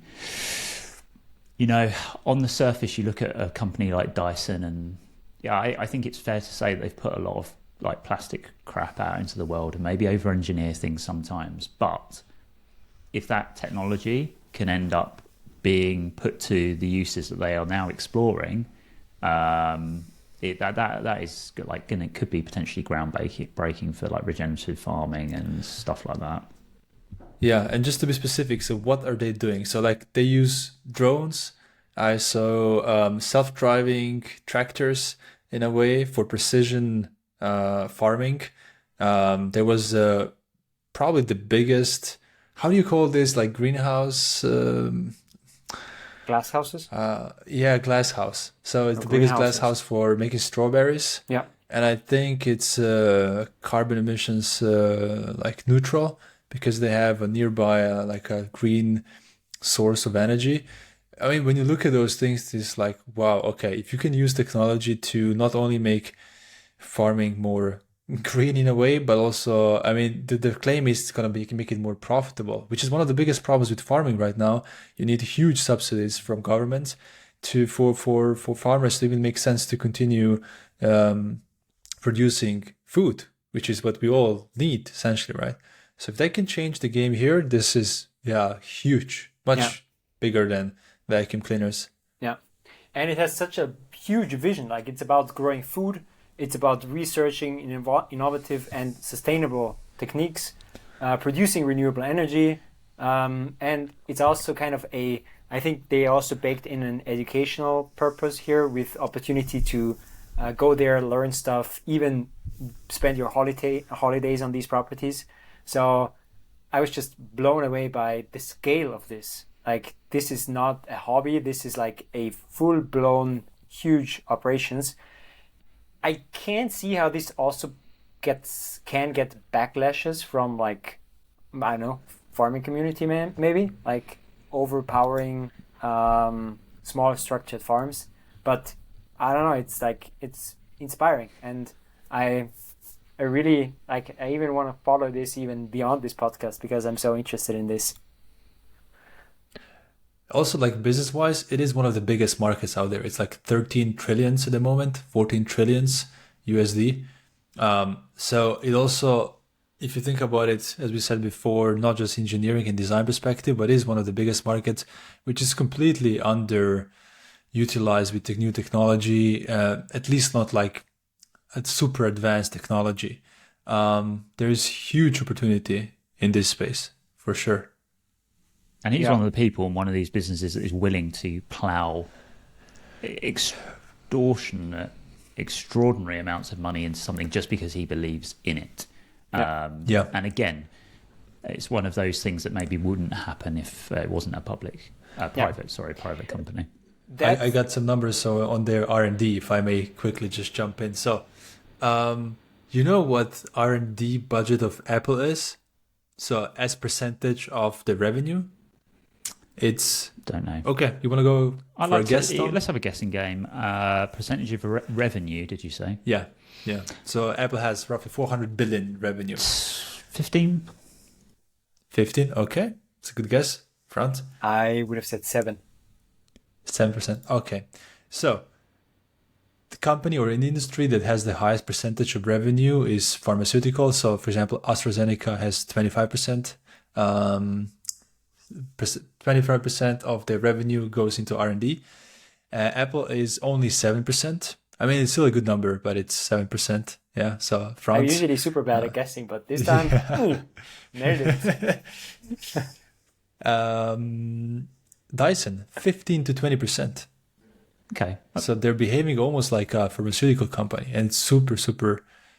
Yeah, it's not most common in this space, especially as a private company. Yeah. I mean, the guy's got a lot of money. Like, you've seen how much those Hoovers sell for. Yeah.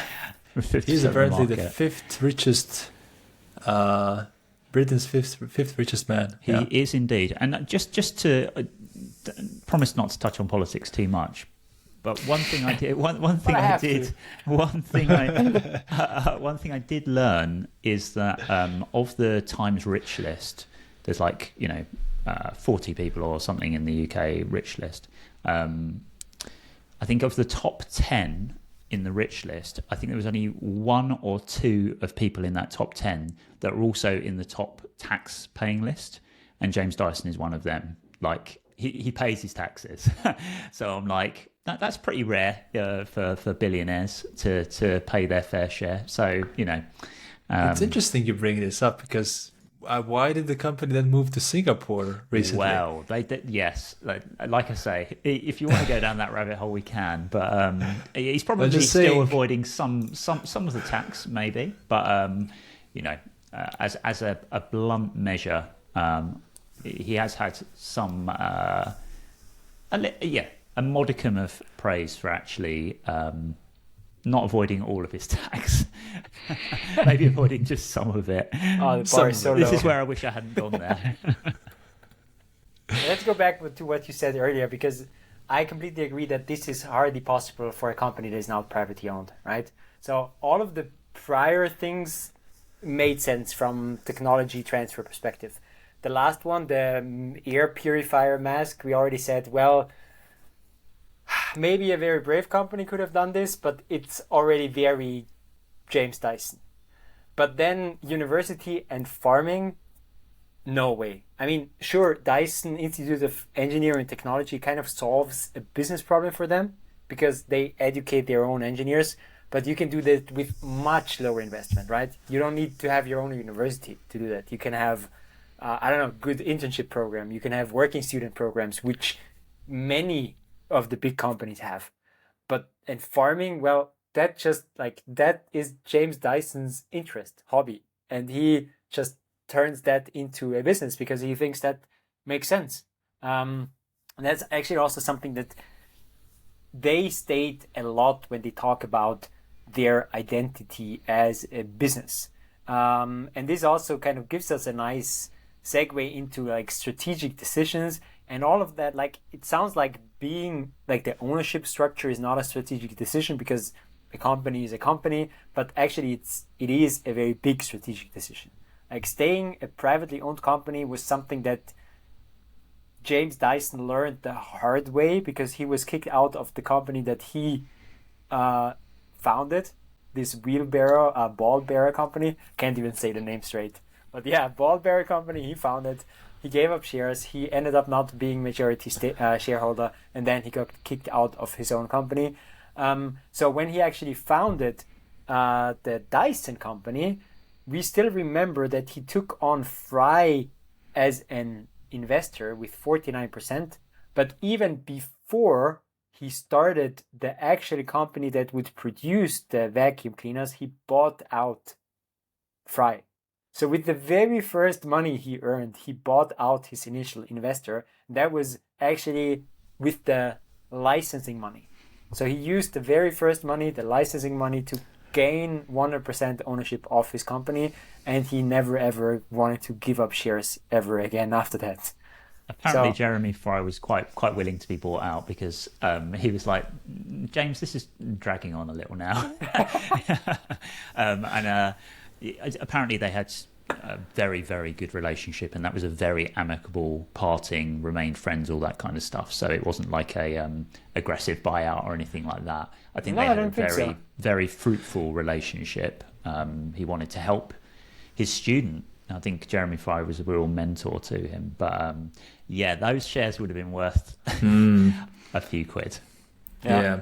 No, the story I heard was that Jeremy Fry got advised by his financial advisors to sell the Dyson shares because there's better ways to invest this money elsewhere because it's just not growing, it's taking too long to be fruitful, and so they were just trying to get cash and to invest it into something else.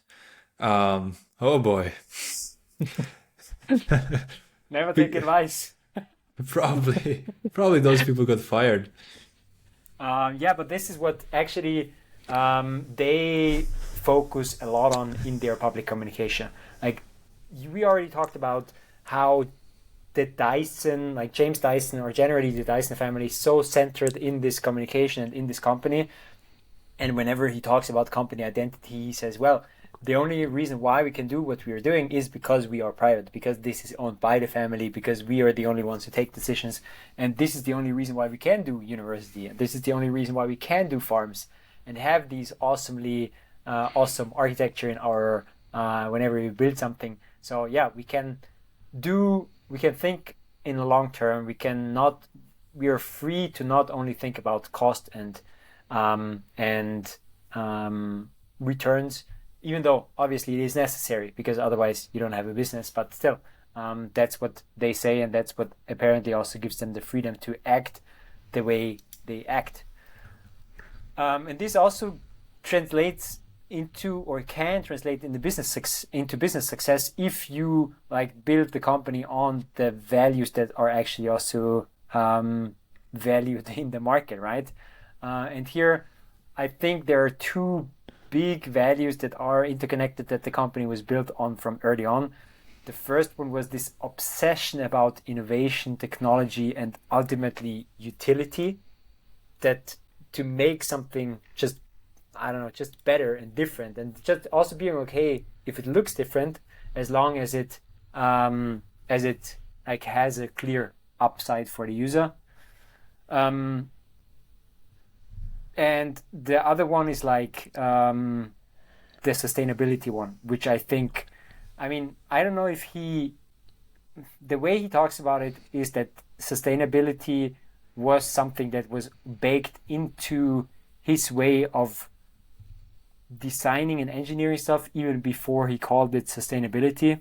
So he talks about sustainability as a design principle and as an engineering principle, and as something that every engineer should be doing, in terms of if there is something that is unnecessary and can be eliminated, then you should eliminate it, like bags or blades or cords or whatever this is. Or if you can reduce energy, then you should reduce energy. Or if you can increase efficiency of something, then you should increase it, even if it's maybe unnecessary for the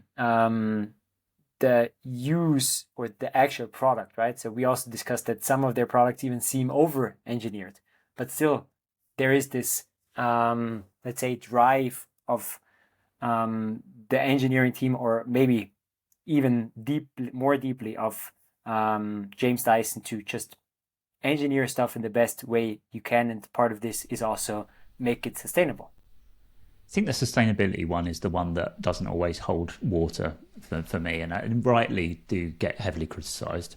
I think a lot of the sustainability angle from Dyson and James Dyson is around energy, which completely massive, right? And I don't know what the net kind of balance would be between the amount of materials that he's using and the amount of plastic being put out there, and the amount of redundant products, because they're hard to repair, for example, that are out there, versus the energy that is saved through them. So maybe the big sustainability outcome is going to be in that farming kind of space. Maybe that's where the balance is actually going to get massively shifted the other way, because quite rightly they criticize, particularly around the repairability, you know. That's interesting, because it seems like they did address this with running their own refurb store. Did you see that? Yeah. There's a refurb store, but you do see a lot of, I mean, anecdotally, but also online, there's a lot of complaints about how quickly these things run out of battery power. Obviously, battery wastage is an issue, that they're difficult to repair, and a lot of people can't be bothered to send them back to be refurbished or repaired, or take them to a repair shop. They buy a new one. And very often it's replacing a motor, because these motors are really intricate and hard to kind of repair. So yeah, obviously it seems like the methods are there, but the process and the drive to go down that road maybe is not quite there yet. So yeah, I think some work to do. Certainly talk a lot about sustainability, but doesn't necessarily always get backed up, I think. Yeah, I'd be interested in getting somebody who actually works. I mean, that's always going to be one way of thinking about of explaining it. But when I had a look at it, it felt like they were doing a lot in terms of building to last, or also refurbishing stuff. But if the market says, well, they break down and no, they can't be repaired, then that's obviously not an effort that pays off. What else do we have from strategy perspective?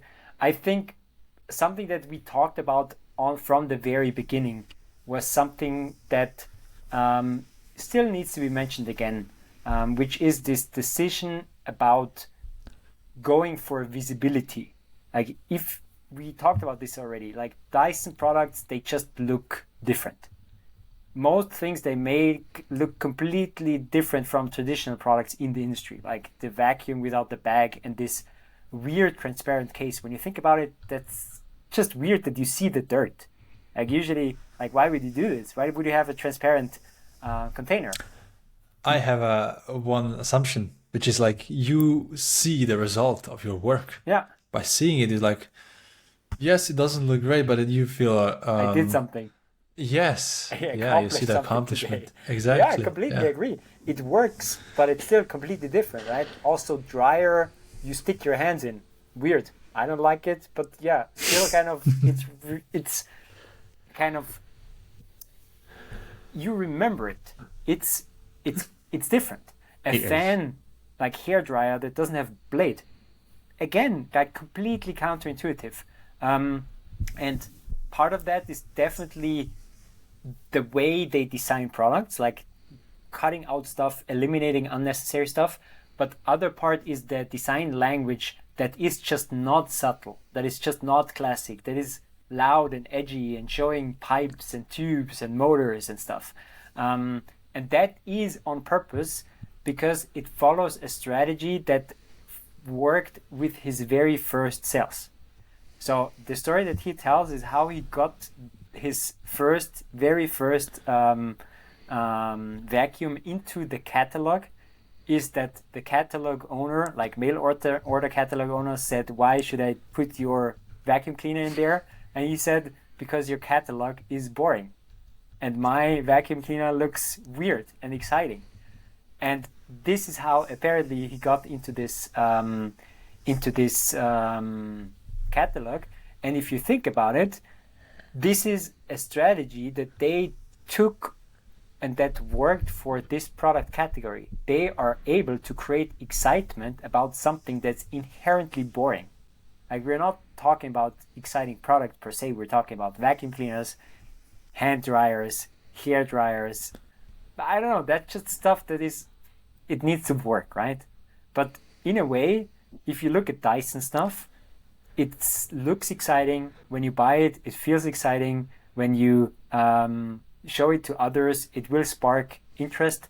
And that's exactly the strategy that Dyson said they are looking for. They want people to stop and look at it because he says this is the only way to make people pause and think about something that they usually don't do it. People don't usually think about vacuum cleaners. They don't usually think about fans because they just work. They have looked the same for ages. And only if you make it look different and maybe even a little weird, you get people to stop, look, think about it, and then reconsider whether this is now actually a better product or not. And if you would do Apple design, then you would not get people stop and think about it. Interesting hypothesis. Yeah. No. Don't agree Makes with sense. For sure. I mean, yes and no.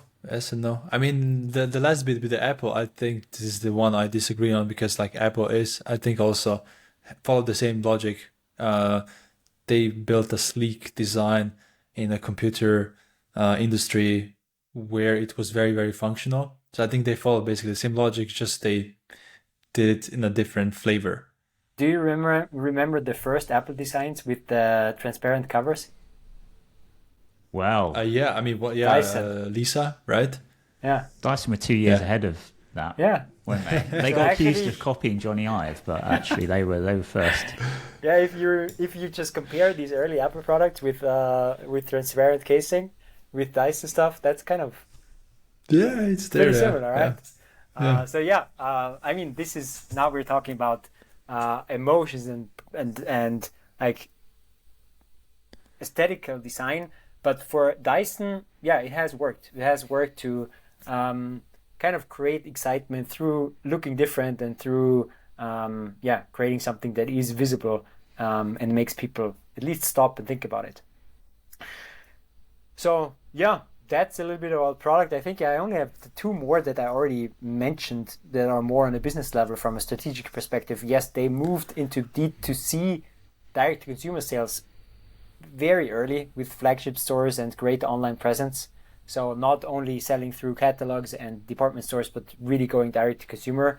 And and then owning the production in-house. I think this is also something that's often overlooked for such a company. Like, would you actually try to produce everything in-house, or would you try to get somebody to produce the parts that, I mean, it's a vacuum cleaner, right? So many other companies are building vacuum cleaners, but no, if you build a vacuum cleaner that's so different, you kind of need to also, or want to also produce it in-house.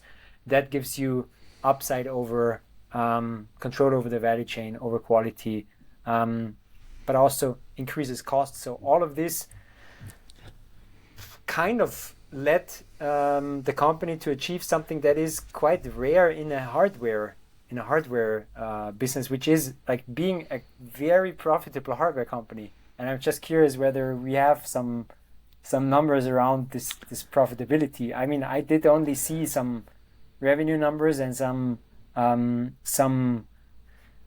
profit numbers, and also the fact that Dyson is one of the richest men in the UK. So it's apparently successful, which is counterintuitive for a hardware product when we think of other hardware products that have gone not so well. Not so great, yeah. No, I mean, despite this company being private, it's so big that they do share some top level numbers. And you're right. I mean, for a hardware company, these results are pretty amazing. So revenue 2022 was $8.1 billion. And the profitability, EBITDA, was 1.6 billion, which is 20%. Just to put this in comparison, we are comparing Dyson a lot with Apple because it just feels like Dyson almost being Apple for household appliances. So Apple has a bit higher profit margin of 28%, but we should maybe compare Dyson with other household appliance manufacturers such as Miele, and Miele has a 4% EBITDA margin, so 5 times as big. And it seems that one of the most important factors that goes into being such a high profitable hardware company is being a premium in the segment that you're selling. And that's what Apple and Dyson have both done. So they have such a strong brand in their respective markets that they can demand a premium for their products.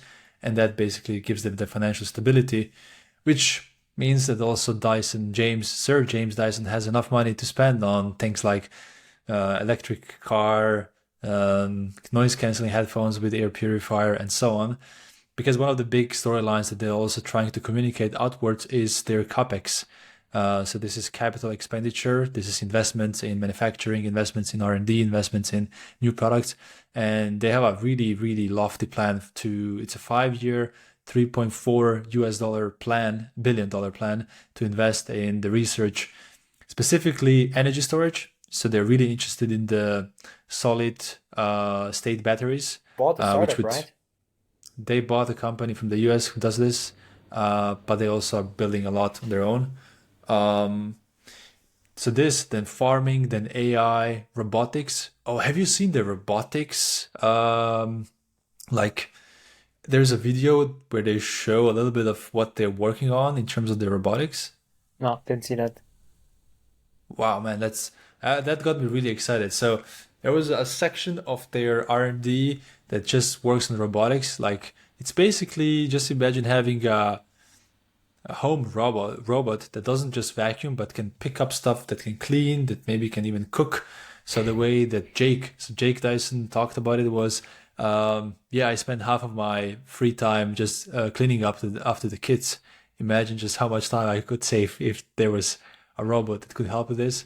And essentially in that video, they showed like a hand picking up stuff and putting, like, I don't know, a toy into a tray. So they didn't want to show a lot in that video, but it just indicated they're working on really big things. So yeah, robotics does take a lot of capex, a lot of investment. And if that's what's in their plan, it's hard to not be bullish about them. But we're going to get to our part in the end. So let's now also play a little bit of the game of the size of the company. So I'll give you 3 companies, one by one, and you tell me if Dyson or that company is larger in terms of the revenue. So I already told you Dyson's revenue, it's 8 billion. So please restrain from using Google and cheating, Franz. Why me? Because I made I know such you a have good guess in the first one. because yeah, and you have a spreadsheet with all the numbers, right? All the previous guesses. Now we're talking about previous companies. No, I'm gonna use a new one, Okay. new ones.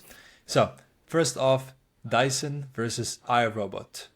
Obviously, iRobot company famous in the vacuum cleaning space, especially for their robots. So does Dyson or iRobot have bigger revenue? I think it's Dyson. Dyson. Are both of you going with Dyson? Yeah. Yeah. Okay, you're correct. iRobot has only 1.2 billion in revenue. Okay, now Dyson versus Miele. Miele. Yeah, I'm going to go Miele. So many more products. I thought the same, but no. Miele has 5.8 million in revenue. Sorry, billion in revenue, and Dyson obviously has Really? 6 point. Yeah, I was surprised. And now Dyson versus Philips. Philips, another company, does a lot of transfer technology stuff. They reuse technology on different type of products. They're also in the vacuum cleaning. They're also in the hair care products. So what do we think here, boys? Dyson versus Philips. I think Philips. I think they do a lot of industrial stuff. Yeah, probably a lot in defense as well. Yeah. I'm going to go Philips.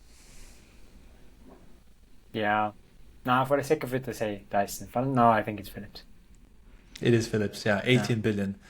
And I think this is where Dyson is headed somehow with the next step. Like if they can really pull off robotics, entering this market, entering AI, entering like even the battery market, these are all like huge markets. Like robotics is supposed to be 200 billion market by 2030. And comparing this to vacuum cleaning market, does anyone guess how big vacuum cleaning market is globally per year? Wow, and they're doing 6 billion, is it? Around 6 billion, Yeah. 50% of a couple of the UK market. I'm going to say 40 billion. 40, okay. And you, Franz? Oh, No, probably more actually. so 55. we have 8. I don't know.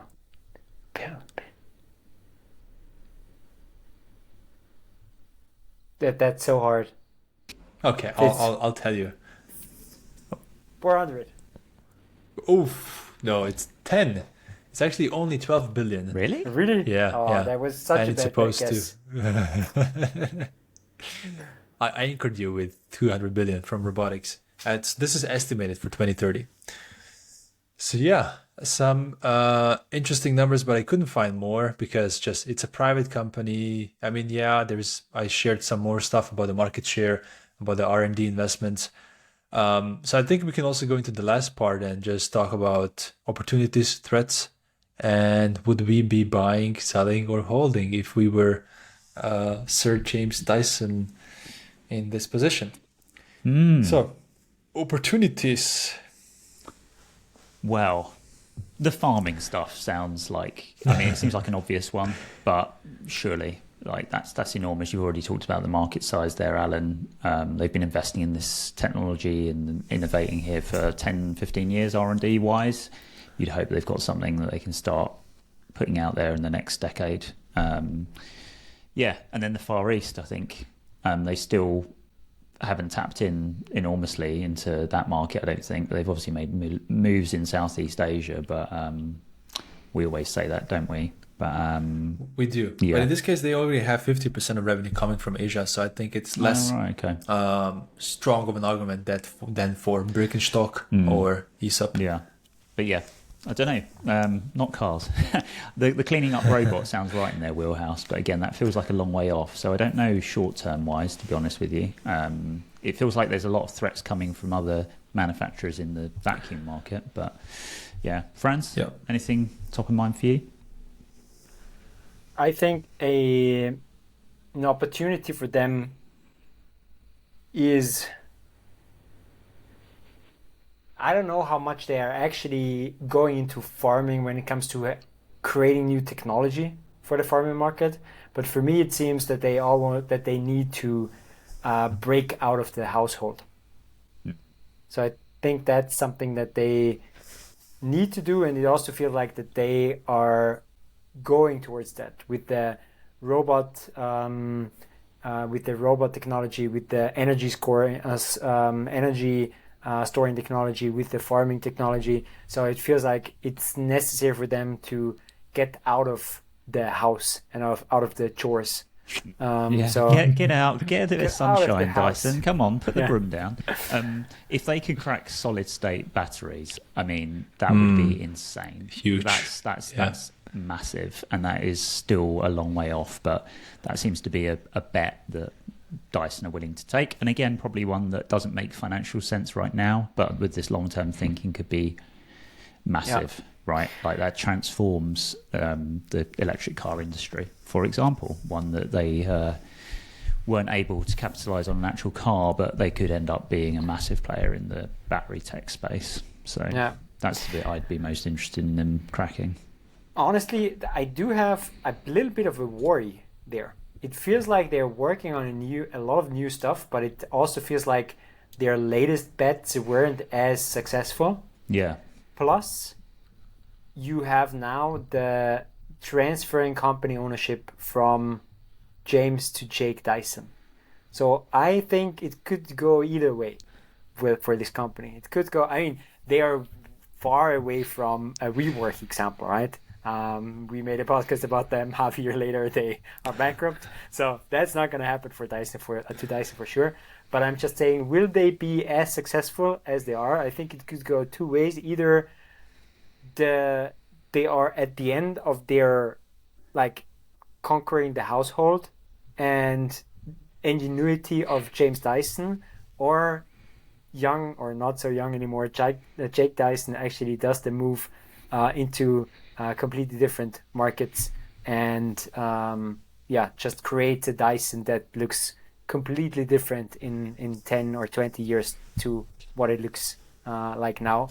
But I think staying the same will just get them eaten up by other companies that also do a good vacuum and also do a good hairdryer and also do a good fan and definitely do an as good noise cancelling headphone. I think you covered opportunities and threats pretty well. Yeah, so the succession, a big threat. I also think this is one of the companies that has such a solid brand that I think it doesn't have very short-term threats. So I think they will stay profitable for the foreseeable future. And it's more just about, can they find the next big thing in the next 5 to 10 years? Because I agree, the vacuum cleaners are their cash cow at the moment, but it can't be the only thing if they really want to grow.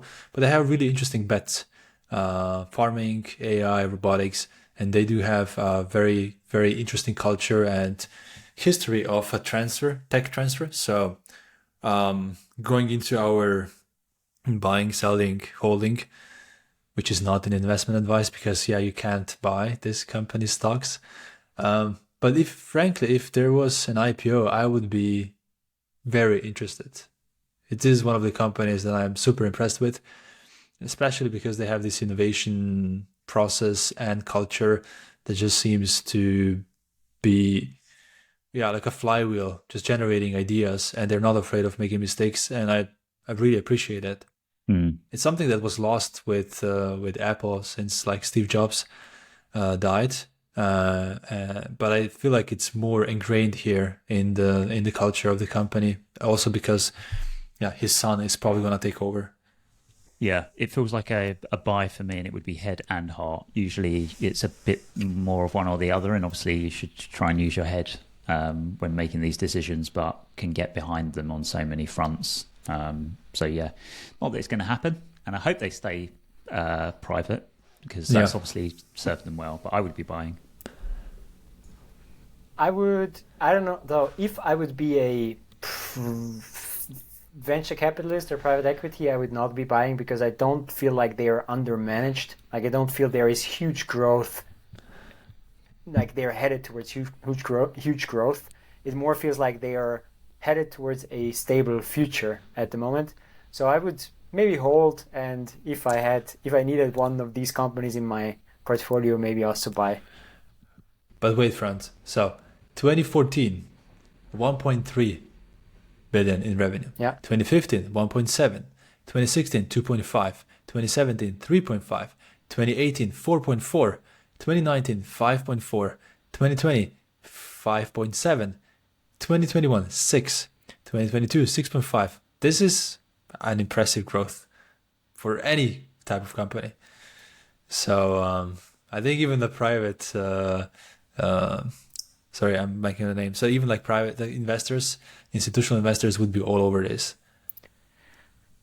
Yeah, Definitely. could be. It just feels like at the other private equity cases that we had were just so underutilized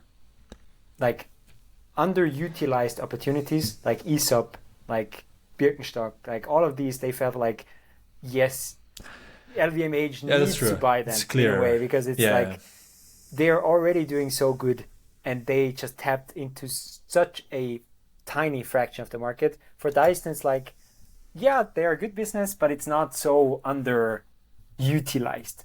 Their potential is not so underutilized. That's what I meant. But I still think they are a very healthy business, and also would have margins for any investor. Wow. Cool. I think that's... Oh, do you have more thoughts? No, I don't. I was going to say, I think we could do several episodes about Dyson. I think a lot of the stuff that Franz in particular really did great job of getting through that stuff, but there's so many stories within stories here. I think maybe one to revisit at some point, but yeah, might be our longest episode, but with good reason. But yeah, good one to... Yeah, 2 hours. Yeah. Cool. Well, I think that's it. So thanks everyone, especially those who stayed with us until the end. If you have any ideas for other brands we should dissect, reach out to us. You can do that at hello@d.mba. Just send us over your ideas.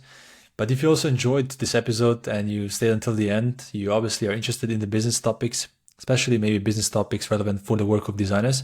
So we do have a special email course. It's called Mini MBA, where over 7 days we send you 7 emails, each of them teaching you a business concept relevant for the work of designers.